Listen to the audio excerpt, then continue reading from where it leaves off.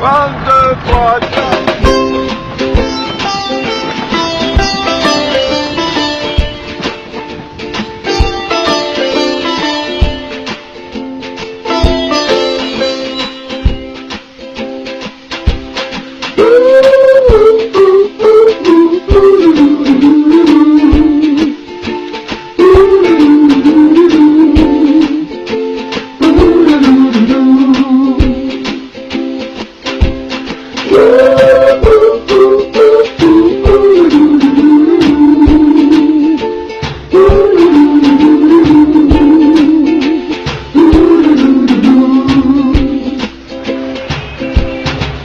Here's a little song I wrote. You might want to sing it not for not, but don't worry. Be happy.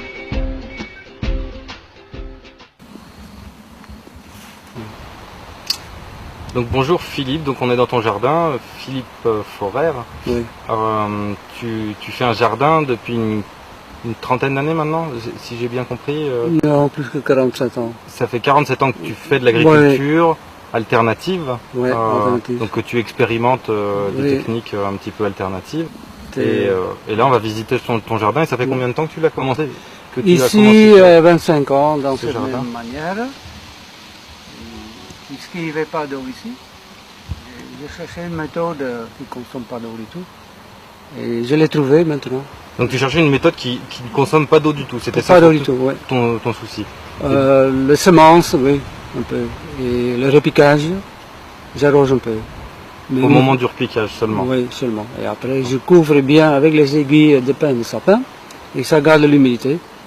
Donc je n'ai plus besoin d'arroser. Pas du tout. Et donc en fait ça a commencé il y a 40 ans, tu avais rencontré Fukuoka, c'est ça? Non, ça il y a 40... oui, non, c'était pas 40 ans. Oui, 45 ans. À peu près il y a 45 ans. Donc en fait Oui. tu as partagé ton expérience avec ce... Oui, parce que moi je travaille dans cette époque avec des antennes. Mhm. Donc du cuivre et du zinc.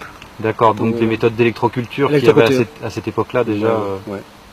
Et ça a bien fonctionné dans un climat très sec, calcaire, pierreux. Et j'avais pas d'eau non plus, donc ça a bien fonctionné aussi. Ça doublait la récolte. Ça permettait de doubler uniquement les antennes. Récoltes, ouais. Ouais. Donc tu disais au niveau de l'électroculture, donc c'est important que ce soit du zinc en haut. Oui, pour les antennes, parce que le ciel est électropositif, le zinc négatif il attire, le cuivre c'est conducteur, la terre est électronégatif, il attire toute cette énergie-là et en profite. De ce que j'avais cru comprendre, en fait, surtout l'électricité, le fait qu'il y ait plus d'électricité dans le sol, le fait que le sol soit plus conducteur, c'est que ça augmente le nombre de bactéries, qui du coup augmente la quantité d'azote disponible pour les plantes. Aussi par l'électricité, il y a l'humidité qui monte vers la surface, parce qu'il y a 1,5 volt environ de supplémentaire par les antennes, ça fait que l'humidité monte. D'accord. En fait, non seulement ça augmente le nombre de bactéries, donc la quantité d'azote, mais aussi l'humidité en surface. Donc là, en fait, on voit une antenne. C'est une antenne pour capter l'énergie atmosphérique, on pourrait dire, l'électricité statique, et ça envoie l'électricité statique dans le sol, qui permet d'augmenter les bactéries. Et là, en dessous, tu as un système particulier, il y a quelque chose qui est relié à ce tube de cuivre. Non, il n'y a rien, non. C'est juste un tube de cuivre qui est planté dans le sol. Tout bêtement. Il n'y a rien. Et là encore Mais ça donne toujours, là. une antenne. Donc là que tu as fait avec du zinc, c'est ça? C'est du zinc, Du zinc qui est accroché sur un tube de cuivre planté dans la butte. Et tu as déjà fait vu une différence vraiment par rapport à l'électroculture entre avec et sans? Double. Tu doubles la récolte? Là, je double la récolte. Ah ouais, c'est quand même pas rien. Hein. Donc en combinaison avec les buttes, et en prenant les aiguilles de pin de sapin, des légumes fantastiques. Sans fumier, sans engrais, sans eau, sans travailler la terre, ça va tout seul. Voilà. C'est exempt de traitement, de manipulation pour limiter les insectes, pour limiter les champignons. Absolument rien. Donc de ce que j'entends, le seul arrosage que tu préconises, c'est à la transplantation et après les plantes se débrouillent toutes seules, tout vit tout seul. À condition qu'on couvre bien le sol avec 20 cm de feuillus, de pain de sapin. D'accord, bah si tu veux, on va voir le jardin. On va le jouer. Here's the little song I wrote. You might want to sing it not for not, but don't worry. Be happy. Et ça donc du coup c'est chaque année tu rajoutes du broyat que Ouais. tu fais avec ta tondeuse. Et donc chaque année tu en rajoutes quand même, tu Ah dois oui, oui. manger au sol chaque année. Ouais. Tu fais un petit peu comme le sol d'une forêt. Une Ouais. forêt chaque année il y a des épines, des feuilles, des fleurs, des fruits qui tombent, qui Exactement nourrissent les ça. bactéries du sol. Oui, oui. Là toi on n'est pas dans un système où on fait rien chaque année, tu apportes à manger au sol. J'apporte à manger, oui.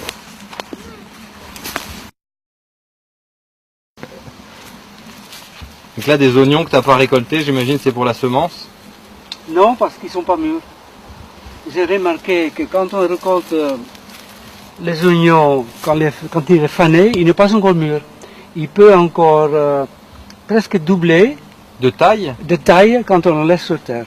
Regarde, maintenant, il est grand comme ça, il est fané. Donc Ouais. on arrache. Non, il ne faut pas l'arracher parce que regarde, il grandit justement maintenant. Et il va continuer. Si on ne peut pas le tirer, ça veut dire que les racines sont toujours en train de nourrir l'oignon. D'accord. Donc il va encore grandir énormément. Quand on Donc à la tire fin, tu arrives à avoir des oignons assez gigantesques. bien mûr, bien développé, Donc voilà des oignons qui ont un peu plus de... sur pain et sapin. Ça, c'est Pain le- et sapin, Ah donc oui, que pain. du résineux. Oui, que du résineux. Là, ouais, quand on voit la taille, enfin, tu vois, j'ai déjà une main quand même assez large. Il est C'est pas mûr. des oignons qui sont plus gros que dans le commerce et qui sont pas mûrs en plus. De ce que tu dis, ça va continuer de Ils vont grossir. grandir. Et là, du coup, en fait, ils ont fait leurs fleurs, la fleur tombe, Ah ou, non, tu non. ou tu les casses. Ah non, non, il y a quelques-uns qui font fleurs. Hein. Non, non, c'est rare. Il faut- C'est rare qu'ils fassent des fleurs, tu veux Oui, dire oui, c'est parce qu'il faut un petit oignon aussi. Bah oui, Non. en général, quand il fait la fleur, c'est le bulbe qui nourrit la fleur. Donc Oui, en général, c'est la deuxième Mais année. je le mange aussi. Non, le premier. Parce que les fleurs. Oh oui, il est déjà déraciné. Mais il y a aussi l'oignon. Il y a la partie fleur, mais il y a aussi la partie oignon. D'accord. Il est beaucoup plus petit. Oignon.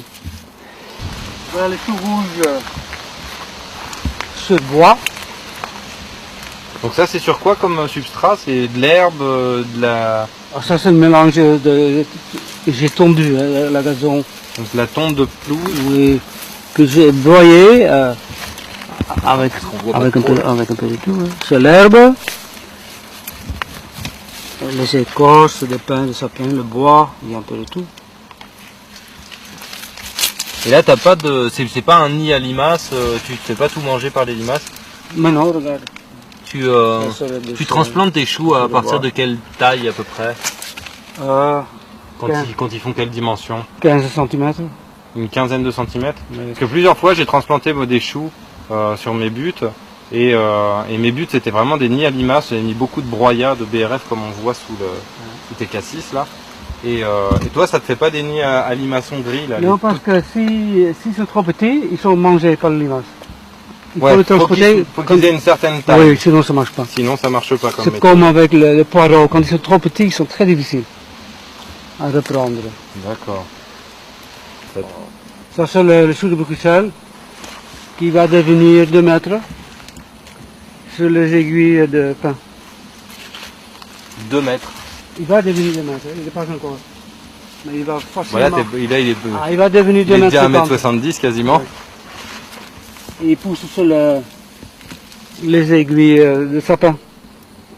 Je suis très content. Et pas de différence entre pain et sapin. Non, j'avais une jolie lit de salade avec des pains, le même résultat. Donc le taux d'acidité, 0. Commence à chouer. Ah, chou paumé. Ça c'est quoi une livèche ou un céleri? Ça les regarde. Céleri rave. Là c'est des choux. Oui, C'est des brocoli. variétés un peu spéciales de choux que tu as mis, Brocoli. ou Brocoli. Parce qu'il y avait des pommes manger tout ici. Et Entre-temps, j'ai planté ça. Tu en as déjà mis des des choux perpétuels, les choux bâtons, là, les choux Oui, de j'en avais Banton. un et mangé par les escargots. Il est parti. Ah, Il est plus. comme quoi, il n'était Il pas va si perpétuel renouveler. que ça. Donc voilà, il est venu tout seul. Ouh là là, Il y a plusieurs. c'est belle. Là. Mais là, derrière, il y a des courgettes aussi. Regarde, ça se mélange. Donc ça, en fait, ça pousse tout Ça seul, pousse. c'est parce que tu fais des trous et que tu mets les déchets non, ménagers. les déchets de la cuisine, ils sont à la surface, couverts avec le foin ou les aiguilles de pain de sapin. Là, encore un tournesol, des fraisiers. Ça, plutôt.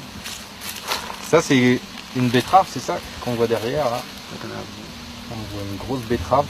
Ça, j'imagine que ça vient pas spontanément, tu les as plantées, les betteraves. Et c'est des semences que tu refais ou Hein? J'ai essayé, ça mélangé avec les blettes. Ah, elles se sont croisées en fait. Ils se sont- Donc c'est à moitié blette, à moitié betterave. Ah, il y a Et même tu les des- manges, elles sont des bonnes chats quand qui- même? Non, non. Ça, c'est des betteraves que j'ai répiquées. Ça vient d'un éclaircissement. Oui, d'accord, tu avais éclairci à un endroit, tu avais fait des Là-bas. semis. Oui, et ça donne trop, donc je répique. Ça va. Ça va bien marcher. On voit que tu as des belles betteraves. Hein. Normalement, ça dépasse les autres, hein, qui ne sont Les, pas les répiquées. repiquées, elles dépassent Oui, les, bah celles oui. en place? Oui. Ouais, c'est un peu comme les tomates, j'ai entendu dire qu'en fait, les tomates, elles aimaient ça, en fait, se faire transplanter. Ouais. Donnez. Et il faut encore tripler. Petit. Pour ici, c'est petit. Ils deviennent grands, ils deviennent comme le melon, quand même. la taille du melon. Ouais, c'est sûr que petit par rapport à un melon, mais ça fait quand même des beaux bestiaux. Ils vont devenir melons. Enfin, ça, c'est sûr. Mais ils sont juste... comment? Des poireaux. Carottes et poireaux en association. Oui, ça va. Et c'est voulu cette association ou tu l'as fait un peu au pif, tu t'en fous tu les mélanges Non, un peu non, c'est voulu. C'est voulu. Ici c'est voulu. C'est parce que tu as constaté qu'elles s'entraidaient un petit peu, que ça allait mieux quand on les mettait ensemble? Non, parce que il n'est pas trop large pour les carottes, cette poireau-là. Donc c'est une bonne combinaison. Il était pas trop D'accord. large. C'est qu'il s'étale pas trop, il leur fait pas d'ombre, Ouais, il leur prend pas trop de place. c'est Il, surtout ça. il ne fait pas la... comment dire? La concurrence. Concurrence. c'est ça. Mais après, c'est pas en fonction de leur odeur, de leur parfum qu'ils vont avoir une. J'ai remarqué que ça ne change pas grand-chose avec ce système. Ça donne pas grand chose, tu veux dire? Ça ne change pas grand-chose. Ça change pas grand chose. Ouais, les histoires d'allélopathie, là, de combinaisons chimiques, c'est Non. pas. Avec les aiguilles, le pain de sapin, tout va très bien en soi-même. On n'a pas besoin de faire autre chose. Génial. Regarde les asperges, il continue. Ah là, tu as des asperges à cette époque. Toujours, tout l'été. Parce que d'habitude, c'est seulement au printemps qu'on Ah ouais, récolte ouais. les asperges, mais là, Tout le temps. c'est génial. Il y en a partout. Puis elles sont belles en plus. Hein. Donc là, on est au mois, que je me trompe pas, on est début août. Hein. Fin juillet, début août, et tu as des asperges. Étonnant. Voilà, bon asperge. Et c'est des griffes que tu as mis il y a combien de temps? Donc les griffes, en fait, c'est Ah, les il y a racines 27 ans. qui y a 27 ans. Oui, 27 ans. Donc ça fait 27 années de culture sur Ouais. ces buts. Ouais, ouais. C'est génial.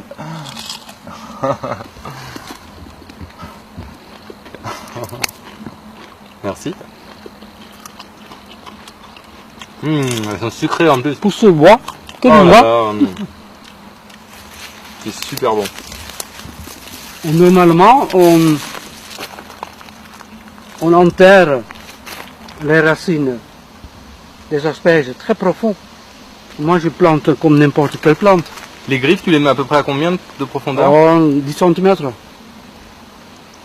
pas plus. Et il y a une raison particulière à ce que tu fasses ça ou Oui, c'est parce que juste c'est pas normal d'enterrer une plante si profond. Et après, je couvre avec du broyat. Ouais, donc en fait tu plantes à 10-15 cm et après tu rajoutes tes 10-15 enfin, Végétaux, même des végétaux. jusqu'à 20 cm de végétaux. Et vous avez toujours des asperges. Donc là, quand on regarde les buts, on voit quand même que c'est... il y a énormément de matière organique, c'est que de la matière organique en surface. Ouais. Et c'est juste le travail des vers de terre qui ramène de la terre en surface. Mais en fait, ton sol, il était bien plus en profondeur. Chaque année, vu que tu rajoutes 20 cm. Les taupes qui remontent à la terre d'origine. Les taupes, les mulots, les campagnols. Oui. En pomme de terre, je ne sais pas si c'est long, mais... Tu pousses dans le bois. C'est pas des pommes de terre, c'est des pommes de bois. Des pommes de bois. Pousse dans le bois. Oh là là.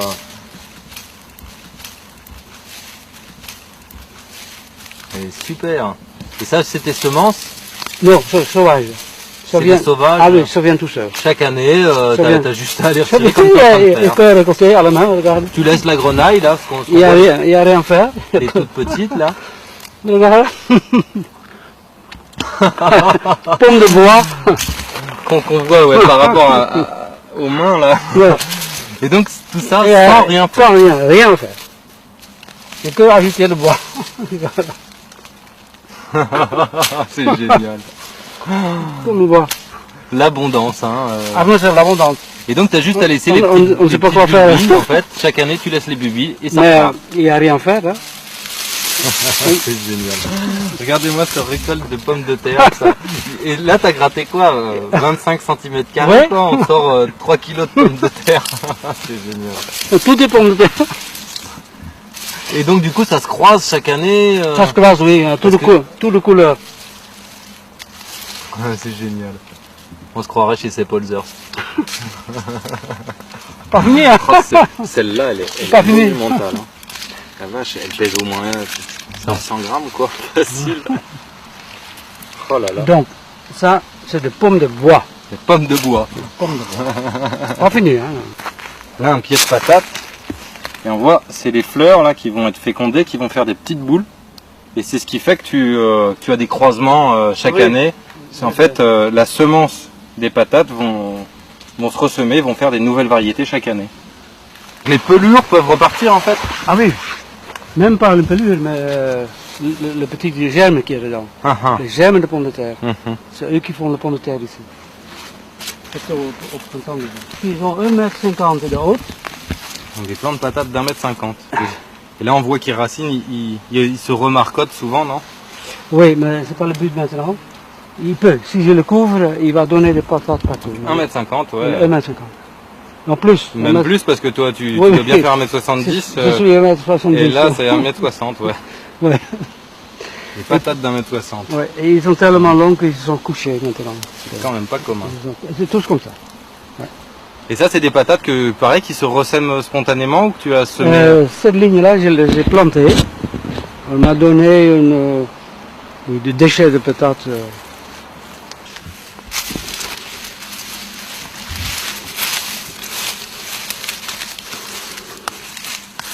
Ça, c'est venu tout seul.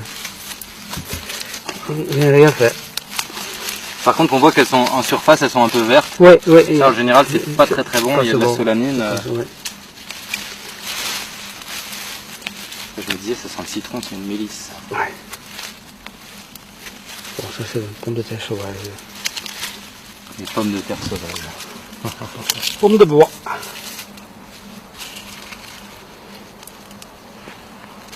C'était un seul plant. C'était lui. Un seul plant. Là, il doit bien y avoir 500-600 grammes de... même plus.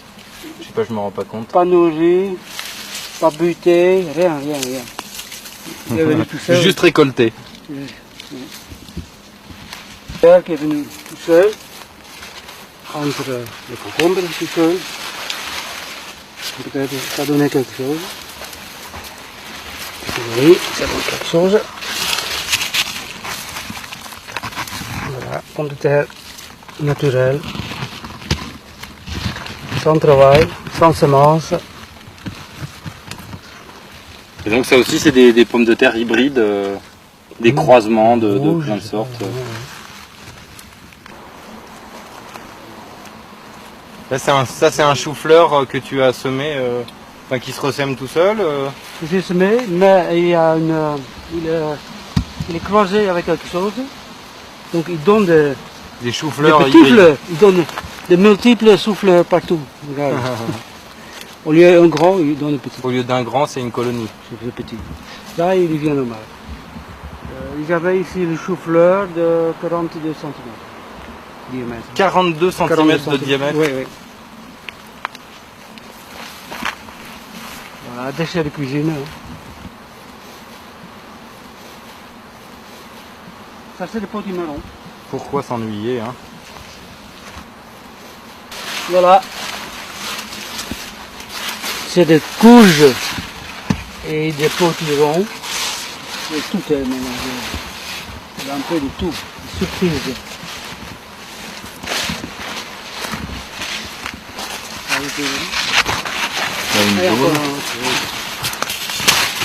Il y en a de toutes les couleurs, en fait, ça donne un peu n'importe quoi. Et elles sont toujours bonnes au goût? Les croisements, les hybridations, ça fait pas des trucs... Dans l'ensemble, elles sont à peu près toujours bonnes.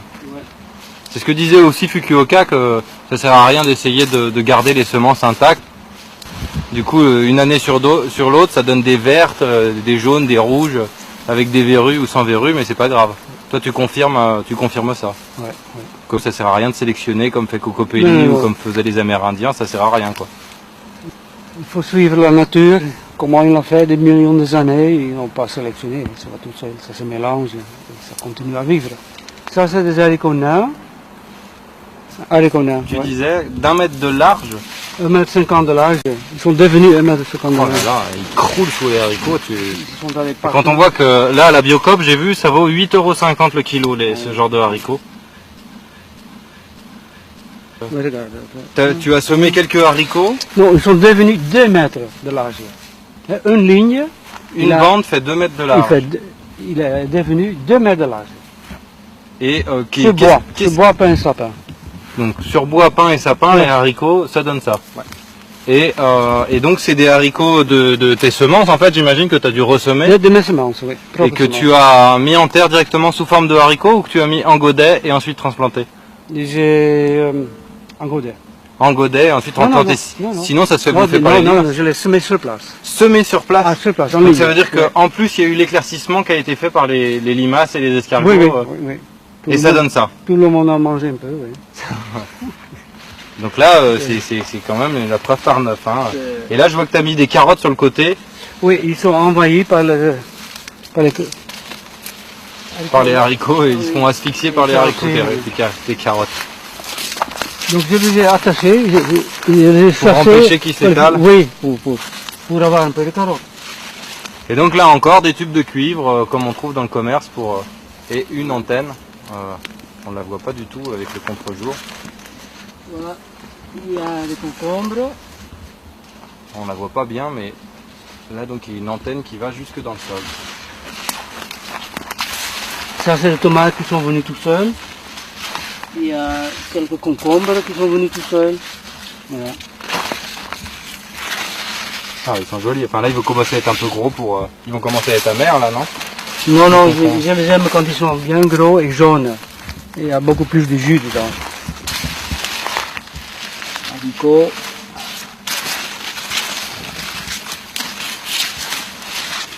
Et là c'est des associations un petit peu hasardeuses. Hasardeuses, ouais. Tu t'ennuies pas à essayer de faire quelque chose de très précis. Oh là là, j'en reviens pas de ta récolte de haricots sans rien faire et en ayant semé les haricots en place. Quasiment à chaque fois que j'ai semé des haricots sur but comme ça, j'avais tout ce qui sortait, ça se faisait bouffer par les limaces. Ouais. J'avais même pas le temps de les voir pousser. Non, et là, c'est la densité. Tu en sèmes beaucoup? Tu sèmes combien à peu près sur un mètre carré? 5 par trou. Tu m'en mets 5 haricots par trou? Oui, et cette distance-là, 20 cm. Et 20 cm, ok. Oui, peut-être. Et tu les sèmes à quelle période? Je les semé en mai, je pense. Mai, donc en plus c'est assez tard. Hein. Oui, tard.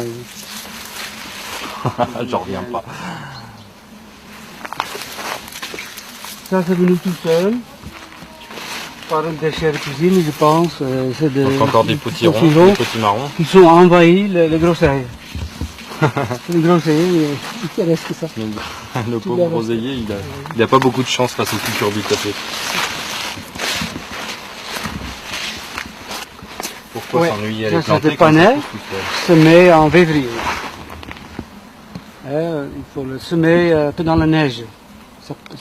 Donc tu sèmes les panettes dans la neige en février. C'est le mieux, oui. Parce que c'est vrai qu'on ne dit pas, mais ici on est en montagne, à côté de 620 mètres. 620 mètres. 620 mètres d'altitude. Les carottes. Là, on voit que tes panais ils sont bien beaux. Oui. À mon avis, ça va faire une belle récolte. Ah oui, ça va aller aussi. Et là, donc tu les as semés en février, tu les récoltes à quelle période? Je peux déjà récolter. Là, tu peux commencer déjà à les récolter. Déjà, éventuellement, tu crois que tu pourrais nous montrer un peu la tête que... Je peux déjà.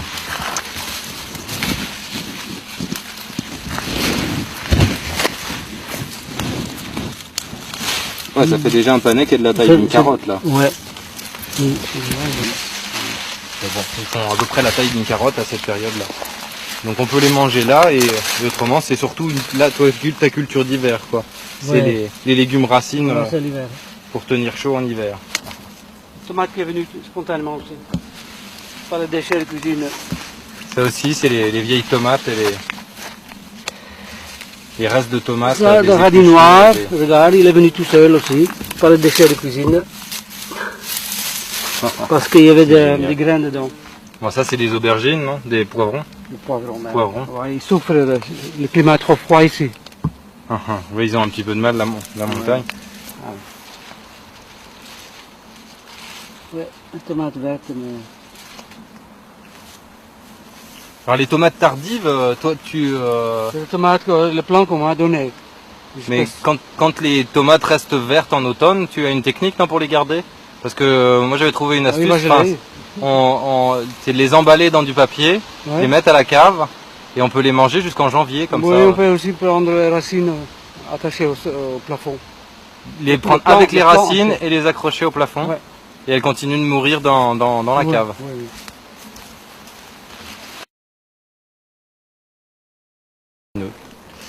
Ça c'est du pourpier, tu le laisses pousser exprès ou tu le manges ou... Ça vient tout seul. Et j'imagine tu dois même pas t'ennuyer à le manger. Je le mange. Si tu le manges? Oui, oui. Donc ça c'est une super plante qui pousse bien dans les sols secs, qui est très bonne, mais bon pareil que pour les oxalis, là on en voit là.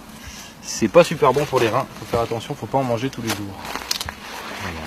Un beau cassissier. Ça c'est une arroche, si je me trompe pas. Ça c'est l'épinard sauvage, c'est l'arroche, c'est ça? Oui. Enfin c'est un épinard perpétuel. Donc ça aussi c'est une super plante, on la plante, ça pousse tout seul. Le cassis il continue à pousser en plein été, c'est pas normal, mais c'est parce qu'il se nourrit avec la sciure de bois. Avec la sciure de bois? La sciure de bois et les aiguilles de pin de sapin.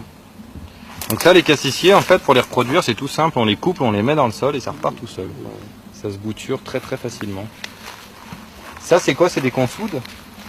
Ça c'est des consoudes, tout est consoude. Et tu les mets exprès pour fertiliser? Non, ça pousse tout seul. Et quand ça gêne, j'enlève. Tu t'en sers et tu mulches avec. On ne peut plus l'enlever. Tu peux couper les feuilles. Ça. Notre ami le chat qui fait la sieste sous un cassis. Donc là ce qu'on voit c'est essentiellement des salades que tu as plantées? Oui, il y a pas longtemps. Et je vois qu'il y a des oxalis aussi, ça pousse exprès ou c'est... Non, c'est naturel, mais je ne gêne pas trop. Toi tu les manges les oxalis? Très peu. Donc les oxalis c'est ça, c'est ces espèces de trèfles là. Ça a le goût de l'oseille, il faut faire attention, c'est pas très bon pour les reins comme l'oseille d'ailleurs, et les épinards. Ouais. Là on voit, c'est une amarante queue de renard, c'est ça? Ça c'est l'amarante sud de l'Amérique. Donc ça c'est super pour les poules, ça fait plein de graines, ça pousse tout seul. Là tu les as plantées ou elles repoussent spontanément toutes seules? Ça vient tout seul. Ça vient tout seul. Le tournesol aussi. Tournesol aussi. Seul, Et là, moi je fais 1m90 et je dois bien être à 2m50 là. Ah, les œillets d'Inde aussi, c'est bien. Quoi donc? Les œillets d'Inde, ouais. C'est la tagette nématocide, c'est ça?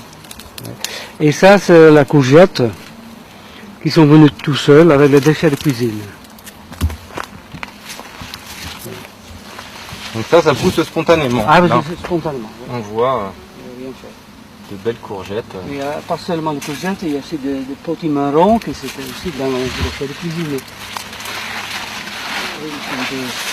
C'est pas pratique parce que si on laisse la nature, c'est moins accessible. Ouais, oui. Courgettes. Là, on voit des belles courgettes. Donc tout ça, enfin pour la majorité, ça pousse spontanément. Oui. Regarde ici, il faut venir comme ça. Venez voir là-bas, le monstre courgette là-bas. Ah ouais. On la voit pas bien, mais il y a une énorme courgette qui doit faire au moins 3-4 kilos facile, avec un oignon, une fleur d'oignon qui est juste au-dessus. Oh, les courgettes, elles sont majestueuses. Là, on voit pas très bien. Mais... Elle doit faire à peu près... Ton pied de courgette, là, il doit faire combien? À peu près 3,50 m de diamètre? Ouais. Et là, t'as combien de pieds que tu avais semé? Rien, c'est venu spontanément, par les déchets de cuisine. Je ne sais pas combien de pieds. Donc comme on peut constater, l'humanité, chez Philippe, elle n'est pas en danger de mourir de faim. Non, c'est l'abondance. 1, 2, 3, 4.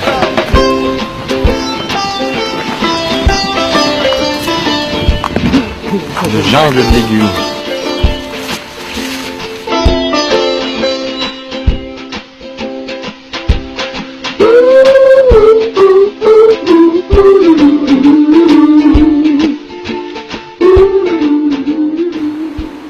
Oui, ce que je veux dire du compost, c'est que ça dégage beaucoup de chaleur, le compost. Donc c'est de l'énergie perdue. Jusqu'à 70 degrés, c'est de l'énergie purement perdue.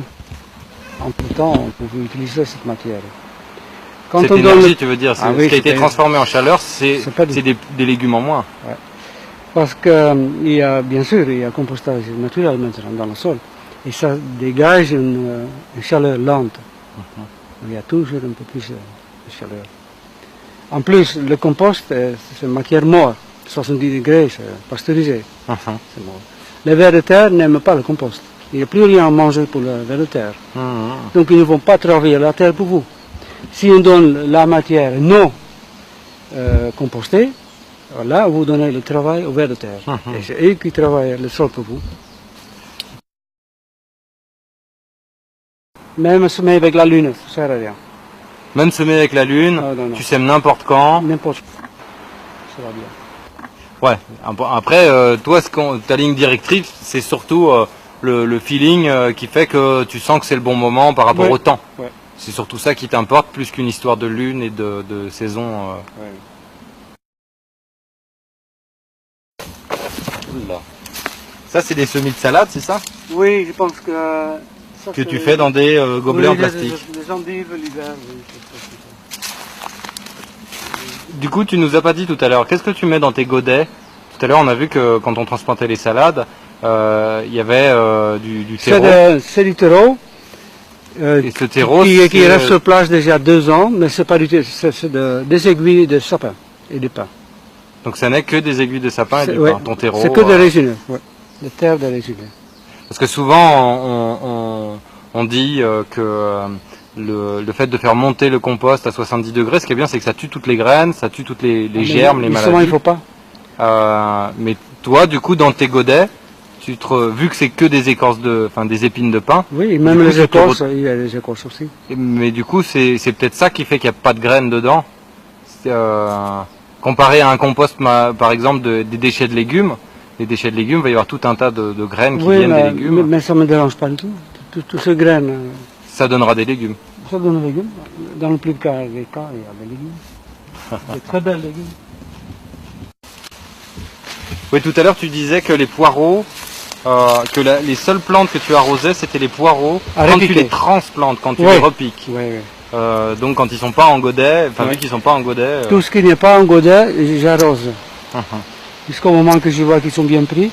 Et aussi quand j'ai éclairci le betterave rouge, ils sont déracinés, donc je les arrose en repiquant. Et je le couvre légèrement pendant 2 semaines avec le foin.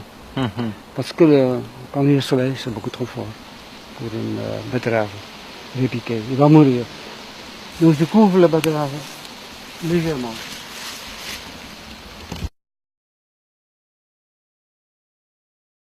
Et là, on voit que les courges, elles sont touchées par l'oïdium. C'est souvent qu'elles sont attaquées par les non, c'est avec la pluie. C'est vrai qu'il a beaucoup la plu ces dernières semaines. Mais Ça ne gêne pas, il va continuer. Ouais, on voit que la courge... Parce qu'il y a de nouveaux feuilles qui vont venir. Donc ouais, les maladies cryptogamiques, c'est pas un problème pour toi. Non. Et t'as jamais eu d'hécatombe Non, jamais. Donc là, en fait, le tournesol, on voit qu'il y a un tournesol qui fait... Parce qu'il est tombé avec le vent, tu l'as redressé. Il est craqué, il a contact avec ça. Il a perdu le contact avec sa racine. D'accord.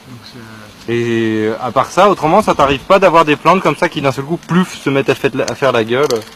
Moi, j'avais eu ça avec les campagnols. Enfin, je sais pas si c'est les campagnols, mais ça m'arrivait d'avoir des belles plantes et d'un seul coup, pouf, de l'avoir crevé. Et, et souvent, quand je grattais en dessous, c'était des gros vers blancs, des hannetons. Et t'as déjà eu ce genre de problème? J'aime les gros vers blancs parce que c'est mes amis numéro 1. Parce que c'est eux qui transforment le bois en terreau. En terreau, ouais. Bah oui, ils sont là pour... Donc en fait, tu acceptes de perdre quelques plantes pour le fait qu'elles te fait de la terre. Oui. Et donc ça, c'est... C'est comme les oiseaux. Les grilles, c'est pour éviter que les oiseaux grattent, en fait. Oui, parce que regarde, j'ai semé les merles... J'ai semé des carottes et ça ne va pas. Oui. Yeah, ils viennent te retourner tous tes semis. Oui. Bonne astuce. Ça reste pas longtemps. Ouais, tu les laisses qu'un temps, en fait, les grillages? Oui, après, quand c'est grand, ils ne reviennent plus. Les escargots aussi. Et donc, ils vont très bien dans cette méthode.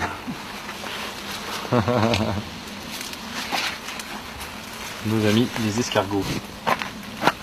Qui d'ailleurs, souvent les escargots, on les élimine alors que c'est eux qui font le plus gros ravage sur les limaces. C'est eux qui mangent les limaçons. Ça, c'est quoi cette plante? Je la connais esthétiquement, mais... Ça s'appelle lait de loup.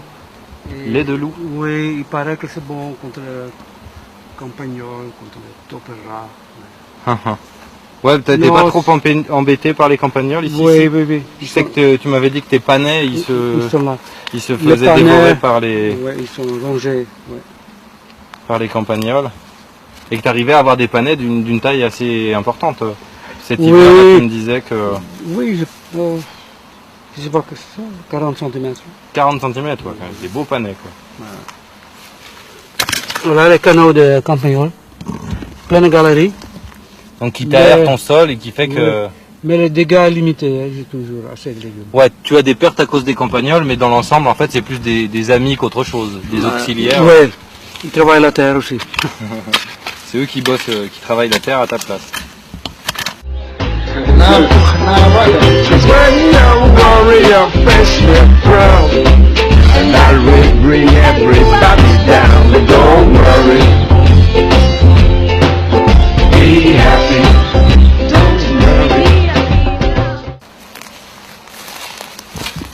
Ici, c'est un lit qui est déjà descendu, que j'avais ici des branches et des feuilles de laurier cerise. Laurier cerise? Oui, c'était que de laurier cerise. Un truc qui est normalement censé être à bannir du jardin.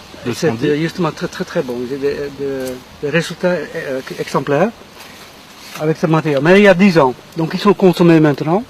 Ah, c'était un laurier cerise que tu avais mis il y a 10 ans? Oui, des feuilles et les tiges, les branches entières, non broyées. Je les ai enterrées. Ce que tu entends par laurier cerise, c'est ça? Le laurier palme, là, ce qu'on met dans les haies en général, on voit ça partout. J'avais fait ça, avec la terre, et c'était fantastique, les résultats. Maintenant, cette partie est consommée, ce n'est plus une butte, et puisque j'ai travaillé sur butte, je vais renouveler cette partie-là. Donc tu retires la terre. Donc c'est la seule fois qu'on touche la terre. Où tu travailles le sol. Ouais. Alors qu'en même temps, quand on voit comme il est meuble, il n'y a pas besoin de beaucoup de travail. Hein. Parce que ça c'est le laurier cerise consommé. Les tiges sont toujours là, après 10 ans. Hein? Regarde. Laurier cerise. Voilà. Ici on trouve le bois que j'ai mis à côté. Regarde. D'accord, donc on voit les troncs, c'est carrément des bûches. Ah, des bûches, oui. C'est vrai que c'est ce que disait aussi Fukuoka pour voilà. des productions de légumes. Il disait d'enterrer des troncs, d'enterrer des... Voilà. C'est ça qu'on va faire. Donc je vous garantis au moins 15 ans, Vous n'avez rien à faire. Donc voilà le genre de morceaux de bois que tu mets dans le sol. Mais là on voit qu'ils sont déjà à moitié pourris. Tu en mets des plus frais, j'imagine aussi. Oui, beaucoup plus frais aussi.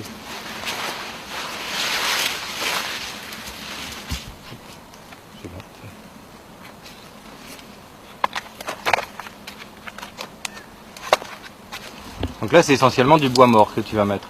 Et il y a une grosse différence entre du bois frais et du bois mort. Vous avez beaucoup plus longtemps. Le bois frais dure beaucoup plus longtemps. Ouais.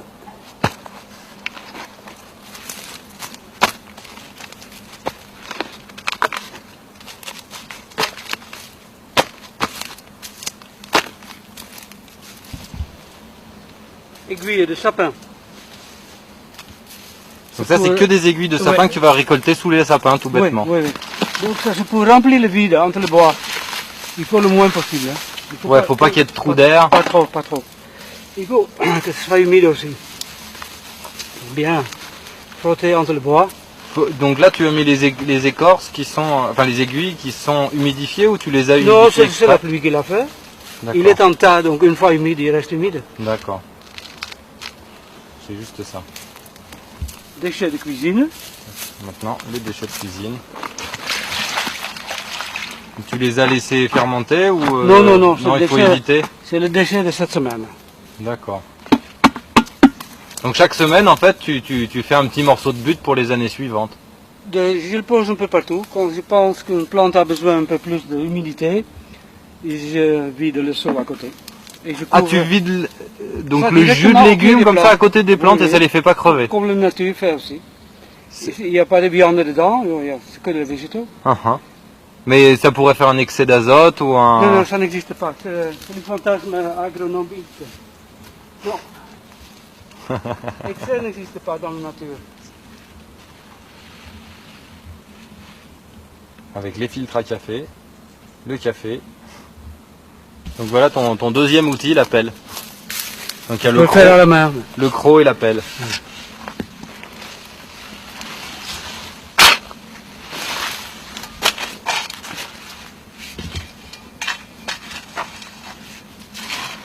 Et voilà, c'est fini. Et donc les graines de courge se retrouvent, là tout à l'heure on voyait des graines de courge dans le déchet. Et potimarron. Qui vont partir tout seuls et c'est ce qui donne des si belles courges que celles qu'on a vues là-bas. Là. Je mange des potimarron, il reste quelques graines dans le déchet de cuisine. Les autres graines je les garde pour manger. Il y a toujours quelques-uns qui s'échappent. Je couvre maintenant le tout. Ça c'est de nouveau des écorces, enfin des épines de sapin. Alors on sent que ça sent bon le sous-bois. Hein.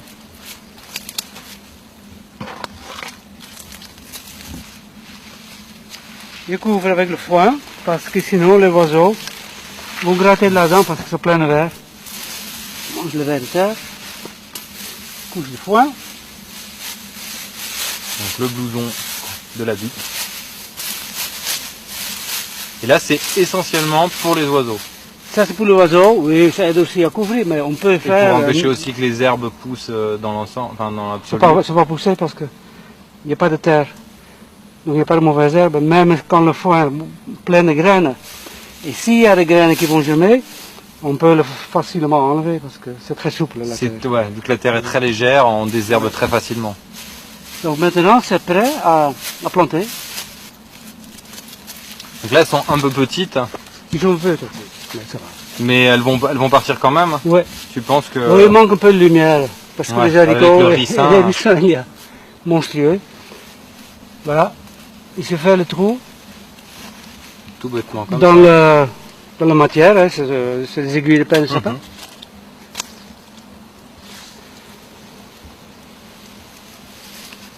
Donc, je tasse les aiguilles de sapin.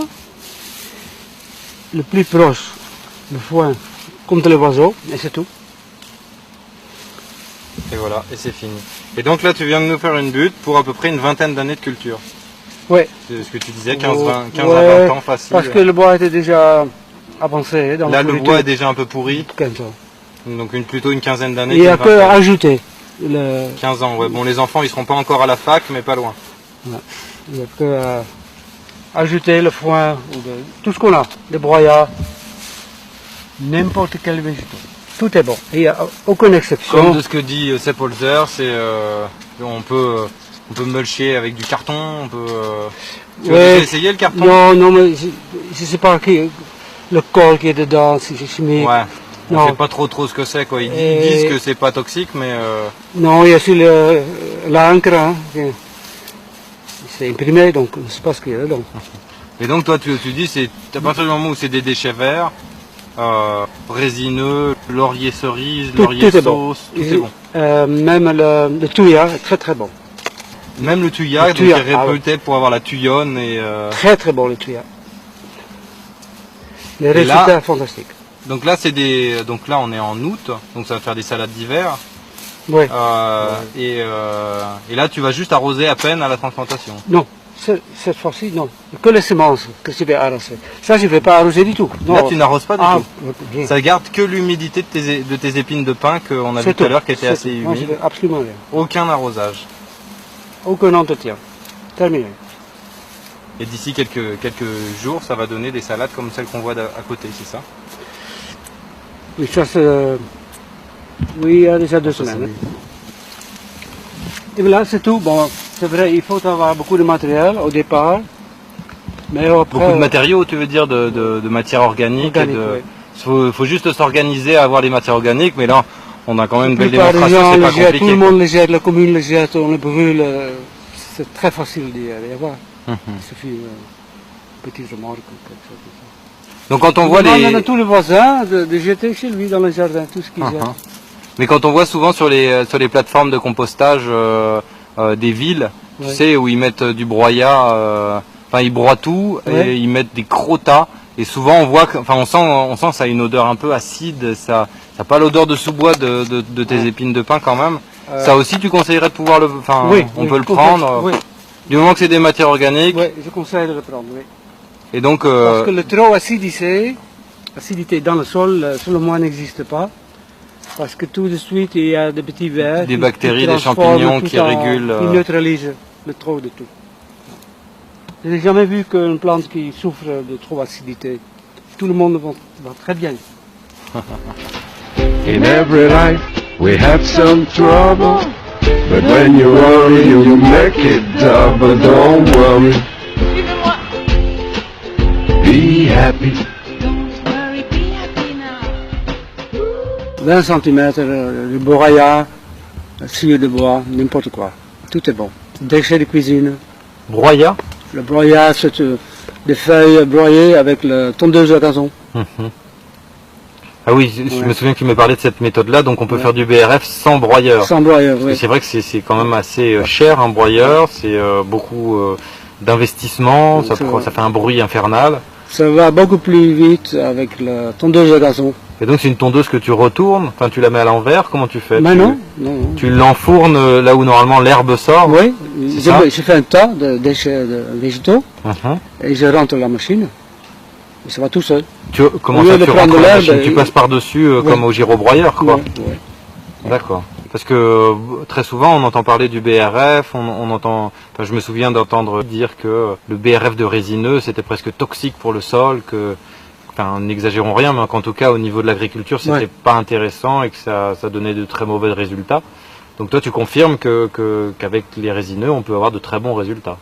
Oui, je confirme même que j'ai le meilleur résultat avec des résineux qu'avec autre chose. Ah oui, donc c'est même l'inverse de ce que disent tous les gens. C'est l'inverse, bien sûr. Et donc ça nous montre bien en fait que il y a beaucoup de choses qui se disent qui sont pas forcément justes et qui peuvent induire les gens en erreur en fait. C'est de mauvaises observations parce qu'on dit regarde sous le pain de sapin, il ne pousse rien. Pourquoi il ne pousse rien? Ils ne sont pas bien regardés. Il ne pousse rien parce qu'il manque de lumière. Effectivement, c'est ce que j'ai aussi constaté. Que dans les pinettes qui étaient aérées, il y avait toutes sortes de plantes, des corollières, des cornouillers sanguins, qui avaient sensiblement les mêmes plantes qu'on trouve dans le stade préforestier partout, quoi. Même avec les feuillus. Donc, même le râteau, c'est toi qui l'as fait. Donc c'est juste du fil de fer. Oui, mais le fil de fer, regarde, c'est pas du fer, c'est acier. C'est de l'acier qui ressort. 。 . 。 。 。 . 。 . 。 . 。 . 。 . 。 . 。 . 。 . 。 . 。 . 。 . 。 . 。 . 。 . 。 . 。 . 。 。 . 。 。 . 。 。 . 。 。 . 。 。 . 。 . 。 . 。 . C'est assez.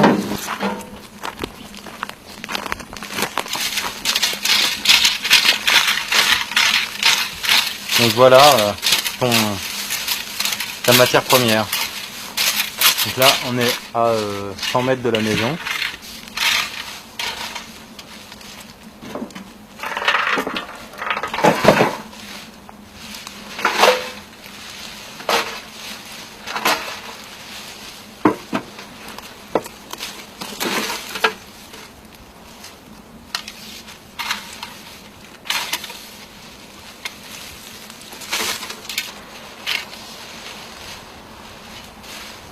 Donc quand même, on peut constater que c'est quand même pas très contraignant comme technique de jardinage. Tu dois pas te faire très mal au dos. Et dans une semaine, il y a de nouveaux aiguilles. Hein. Dans une semaine, ouais. Le sol sera de nouveau couvert. Il y a un pluie de aiguilles de sapin ici. Voilà.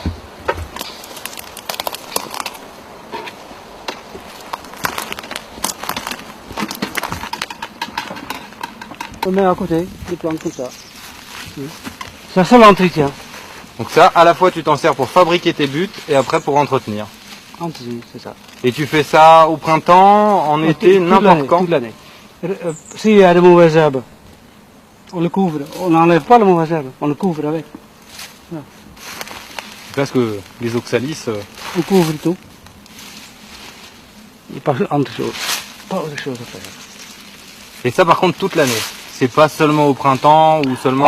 Au moment qu'on voit que la couche n'est pas 20 cm, on ajoute jusqu'aux 20 cm. Ok. C'est le minimum.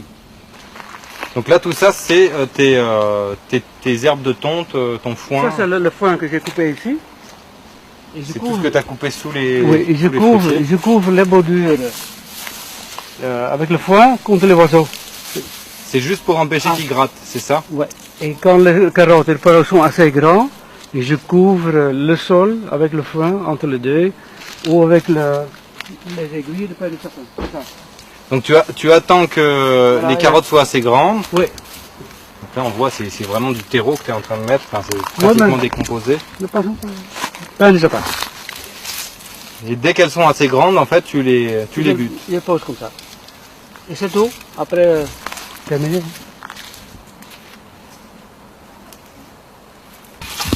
Donc ça c'est des oiseaux qui te font la guerre à ta butte. Donc je remets le but en comme ça.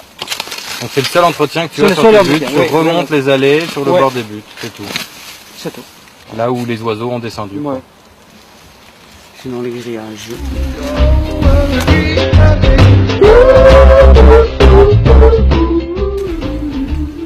Donc là, ça c'est un Morus nigra, mûrier noir, qui est un mûrier assez exceptionnel parce qu'il fait des mûres très grosses. Je vais un peu dire oui, on voit bien. Donc regardez un peu, ça fait la taille de mon index. Elles sont assez énormes, c'est assez rare d'en voir des aussi grosses. Et surtout les grains sont très bulbeux. Alors par contre l'inconvénient de ce spécimen, c'est que il est très difficile à greffer. Jean-François Bury a essayé de le greffer plein de fois. Il n'a pas réussi. Philippe, de ce que tu disais, en fait, tu as déjà essayé de le marcoter, de le greffer, de tout faire. J'ai marcoté ici l'année passée. J'ai fait un seau, j'ai fait un trou dans le fond, j'ai rempli avec la terre comme ça. Et j'ai arrosé. Il n'y avait aucune racine. Aucune racine. Aucune racine. Est-ce que tu as déjà essayé de scarifier un petit peu l'écorce? Oui, oui, je l'ai fait. Tu l'avais fait, tu avais mis des oxynes, non? J'ai mis la salive. Ça n'a rien donné. Il y avait deux. Ici et ici. Donc là, il produit à quelle période celui-là? Il commence à donner à quelle période? 1er juillet. 1er juillet. Ouais. Donc là, on est en août, il a déjà produit un mois. Jusqu'à mi-août. Et il produit jusqu'à mi-août, donc un mois et demi à peu près de production. Ouais. C'est moins que l'Everburing, mais enfin l'Everburing il fait des toutes petites mûres comparé à ça. Mais il était vieux, hein. Il est très vieux. Principal. Oh là là. Elles sont énormes, Donc, il est super productif. Il a couvert. Ça c'est un paradis pour les poules. Tu mets ça au-dessus d'un poulailler, elles ont à bouffer pendant un mois et demi. Oui, il y a des autres animaux qui mangent la nuit, tout ce qui est tombé. Cet olivier, c'était un que tu as planté, c'est On m'a offert pour mon anniversaire. et donc tu l'as mis comme ça. Non, j'ai fait le tas plus tard. Comment ça? J'ai fait le Ah, tas. tu as fait les buts après avoir mis l'olivier. Oui. Ouais. Et là, c'est toi qui l'avais taillé ou Non, il est mourant. il était mourant? Oui, c'est pas le climat ici. Bah, c'est vrai que l'olivier... 620 mètres ici. 620 mètres, à mon avis, ce qui passerait bien, c'est le Frangivento ou le Moufla. Ouais. Moufla, il résiste à moins 22, il pousse sur le contrefort du Larzac. Et Frangivento, moins 18. Et en plus, il résiste même assez bien à l'humidité. Oui. La race bohème, il paraît aussi que c'est bon. Mais on est ici dans le climat ariégeois, hein, c'est Atlantique ici. C'est pas le climat méditerranéen. Figue aussi, il vient tout seul. Un figuier. Et là, tu vas le laisser dans la butte, non? Tu vas le transplanter ailleurs quand il sera un peu ligneux, non? Oui.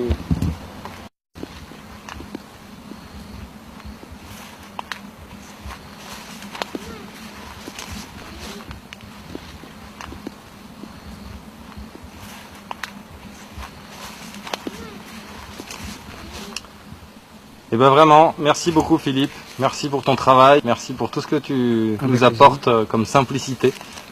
Tu nous montres, là c'est vraiment la preuve par neuf que le jardinage c'est simple, c'est à la portée de tout le monde, que ça fait pas mal au dos, éventuellement même qu'on pourrait être maraîcher sans se flinguer le dos et sans que ce soit un travail contraignant, sans être dépendant des usines, des pesticides, des tracteurs, Il suffit juste d'avoir quelques sapins autour de soi. Oui, ben, bon. Je le fais avec le pain de sapin, mais je pense bien que ça va marcher aussi avec d'autres types d'arbres. C'est pas autre chose. C'est le sapin ici. Merci beaucoup Philippe.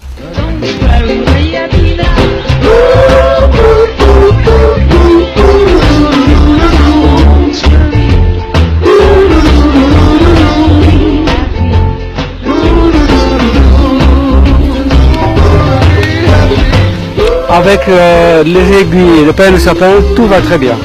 Donc je vous garantis au moins 15 ans, et vous n'avez rien à faire.